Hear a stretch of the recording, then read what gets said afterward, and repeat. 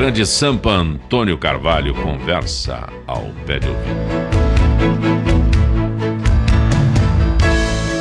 O Carlos Pires, tudo bem, Carlos?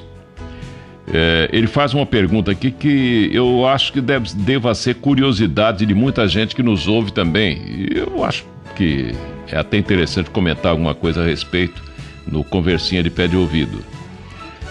Estou ouvindo você, e você já está melhor e tal. Estou sim. E você conta de experiências que você teve de vidas passadas e tal. E nos piores momentos da sua doença, pergunta ele, você teve medo de morrer como qualquer mortal? Ou suas crenças fizeram que você tirasse de letra tal experiência? Você mesmo disse que tudo é mental e que nós mesmos causamos nossas doenças e que... Como é que você pôs aqui? Eu não entendi essa palavra aqui, acho que faltou alguma coisa. Bom, eu entendi o que você está perguntando. E acho interessante comentar com você, porque tem gente que fala, mas não deve contar a experiência pessoal. Mas se eu não contar, como é que fica? Que adianta, né?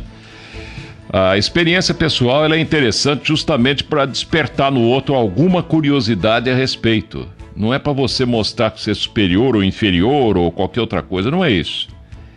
Porque existe um dever de você, após passar por uma experiência que você julga ter sido importante na sua vida, você tem um dever de procurar ensinar para o seu semelhante, contar para o seu filho, para sua mulher, para o seu amigo, né?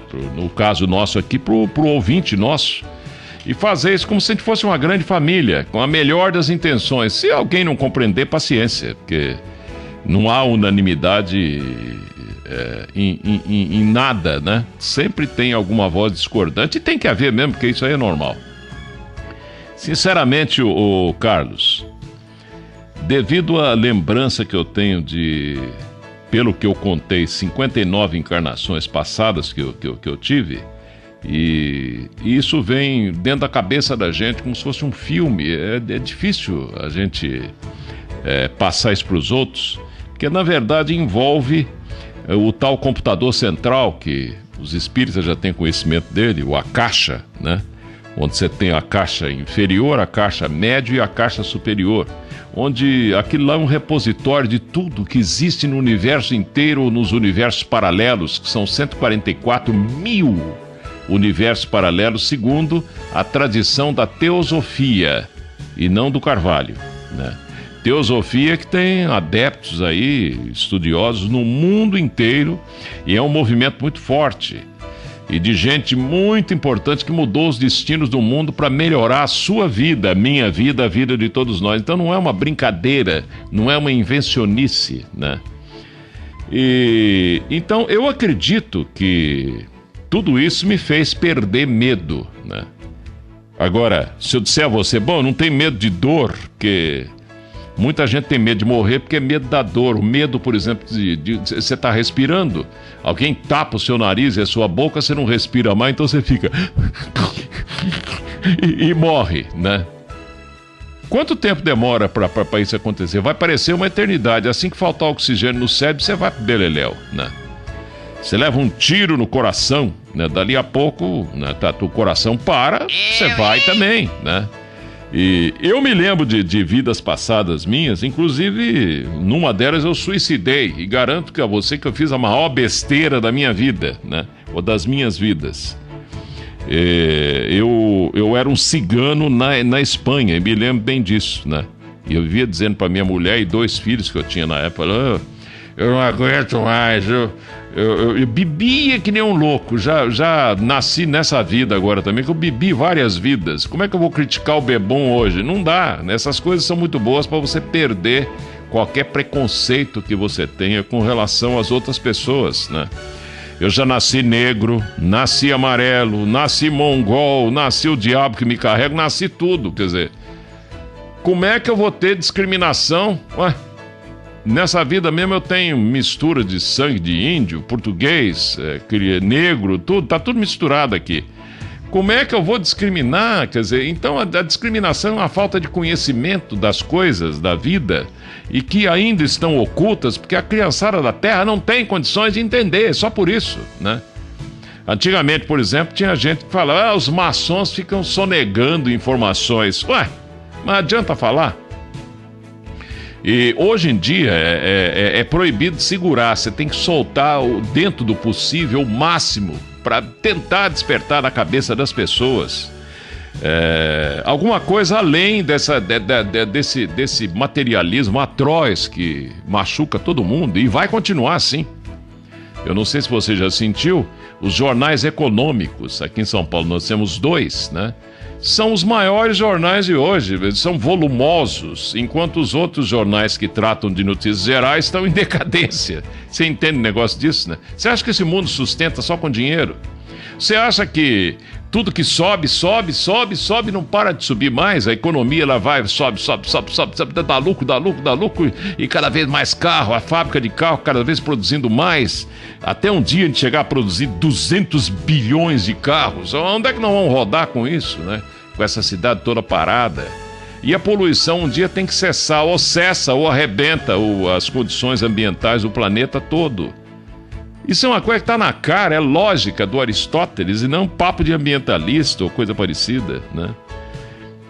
Mesmo a dor, há possibilidade, Carlos, da gente suportá-la melhor se em contato com a causa da dor, você procurar compreender a dubiedade que existe entre a dor e o alívio. Toda vez que você tiver com uma dor de cabeça, pense um pouco nisso, né? Sabe um grande remédio para dor de cabeça que um amigo meu me passou? A cabeça está doendo, pegue um martelo e dê uma martelada no dedo, né? Vai doer mais, aqui, em cima da unha, mas dói para danar, porque eu já dei martelada no dedo, né? Você esquece a cabeça, então a dor de cabeça passa. Às vezes o alívio é a saída de uma dor maior para entrar numa dor menor, né? A vida é mesmo, aquilo que eu digo sempre aqui, Carlos Pires, é um jogo mental. Mas as pessoas não acreditam nisso porque elas se recusam a fazer esse jogo mental. O mundo inteiro é emocional. Basta dizer que mesmo aqueles que se dizem racionais, né? Uma vez eu estava conversando com o então ministro Delfim Neto, e eu disse para ele sobre o componente psicológico da inflação, da economia, se isso aí tinha importância. Aí o ministro Delfim Neto falou assim na época, isso não tem importância nenhuma, né? De qualquer jeitão dele, né? Com o tempo, anos e anos e anos depois, acabou a Revolução, acabou tudo. Um dia, aqui na Bandeirantes, ele dando uma entrevista, ele falou assim, realmente... nós temos um componente psicológico muito importante na economia também, quer dizer, a compulsão por comprar das pessoas, né? E o que leva, às vezes, o economista que é mais racional a tomar certas atitudes para segurar o povo, porque o povo é que nem vaca braba, é boiada. Você soltar, desabastece o mercado em um segundo, né? Você reparou o cachorrinho que você tem na sua casa aí? Se você der para ele meio quilo de carne, ele come, né? Se der 2 quilos, ele come, vomita tudo e volta a comer de novo, né? Mas nós não somos diferentes. Você vai entuchando de dinheiro cada vez mais, aí você compra 10 BMW, 15 peru, não sei o quê, 20 barquinhos. Tem aí gente que faz sucesso nos meios de comunicação mesmo, já tá com 2 iates, né? Um hotel 5 estrelas, aí mais não sei o quê. Depois não sabe nem o que fazer com essa porcariada toda aí, né? Então, por vezes, a dor da morte encontra alívio do outro lado também, Carlos. Nem por isso devemos desejar a morte, porque nossa missão é viver aqui, agora, colhendo experiência. Nós fomos colocados aqui para isso, nós viemos de cima. Todos nós somos alienígenas. Eu morro de rir quando o pessoal fica falando, alienígena e tal, nós não somos daqui. Nós somos maná que cai do céu. Além do mais, como afirma o Mário Rosso de Luna no seu livro El Libro que Mata la Muerte, há uma edição em português, O Livro que Mata a Morte, onde esse extraordinário espanhol que nasceu em 1850, descobriu um cometa com um pedaço de papel e um lápis, foi professor da Universidade de Paris, Sorbonne, né? E o maior polígrafo e filólogo que esse mundo já teve até hoje. Ele procura nos convencer de que a morte é a maior piada do universo, ela não existe. Já passaram um monte de filmes aí, os americanos que são tão materialistas fizeram. Lembra de Ghost, Além da Vida, né?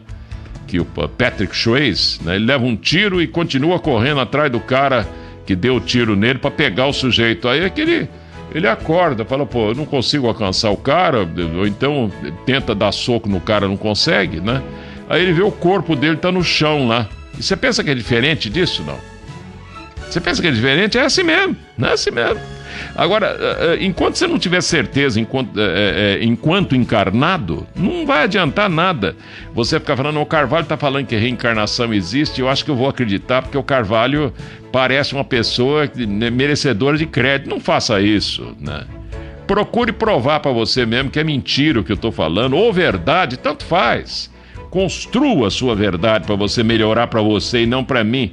Para mim, tanto faz se você melhorar ou piorar, tanto faz. Eu gostaria, evidentemente, que você melhorasse para você, né? Nem por isso o ser humano consegue, mesmo quando descobre que a morte não existe, ele consegue deixar de temê-la.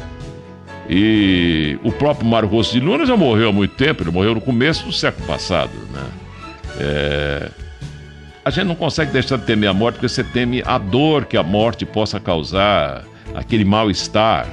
Nós temos que descobrir isso aqui, encarnados, e não do outro lado. Passou para o outro lado, não existe. Não existe como você evoluir de lá, porque você não tem esse cérebro que você tem aqui, material, que é o que faz com que você consiga fazer o jogo mental, né? Ou raciocinar para se tornar racional. A origem do ser humano é divina, como dizia o coronel Seixas,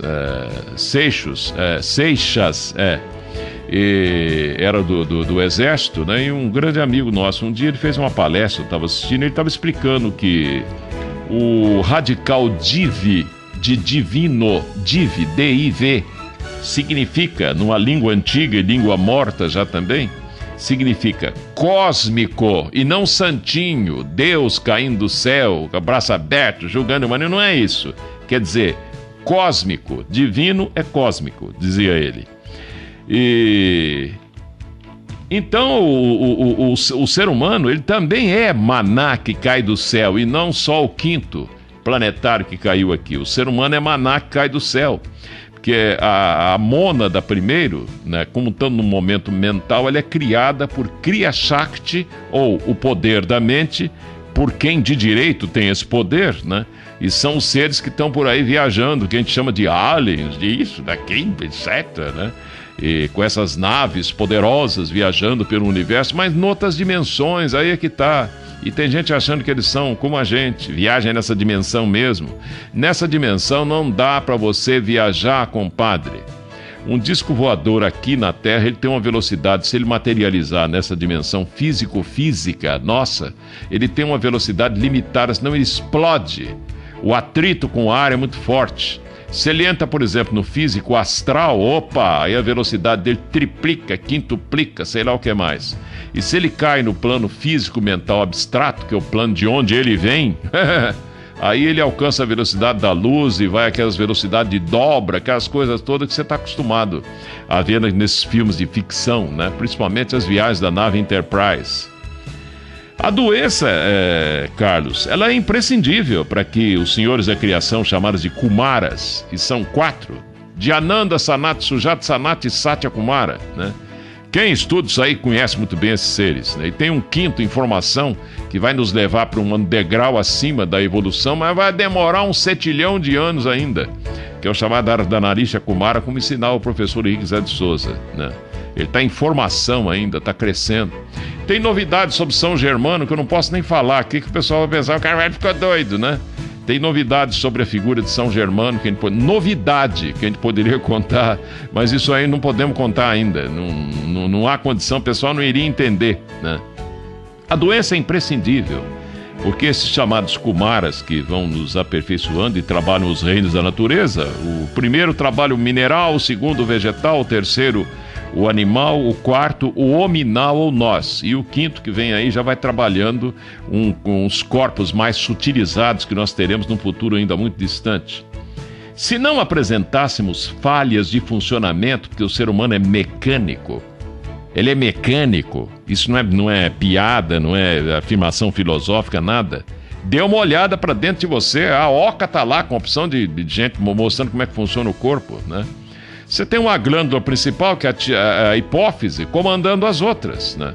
Se há um desarranjo, que é o que aconteceu comigo aí, né, e que acontece com qualquer outra pessoa, você tem uma falha, como um carro, por exemplo, que as pastilhas de freio começam a falhar, a riscar o disco, de repente você está sem freio, e daí? Como é que faz, né? Você tem que dar uma revisada no carro.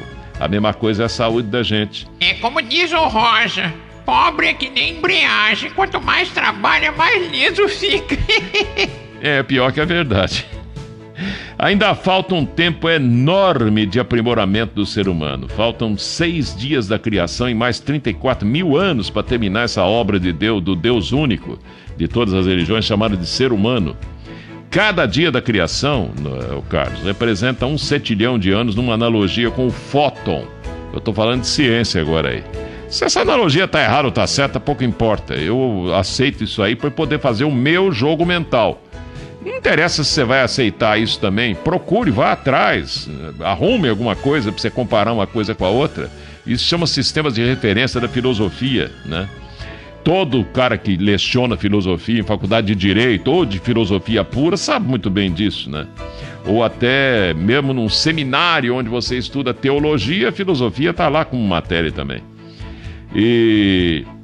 Então, esses dias da criação estão correndo, o ser humano não está pronto. E quando a gente fala em 1 centilhão de anos, no tempo nosso aqui, 1 centilhão de anos, mas quem sabe no tempo deles, né, em outra dimensão, no plano físico, mental, abstrato, ou manásico, por exemplo, significa apenas um piscar de olhos. Agora 4h28h30.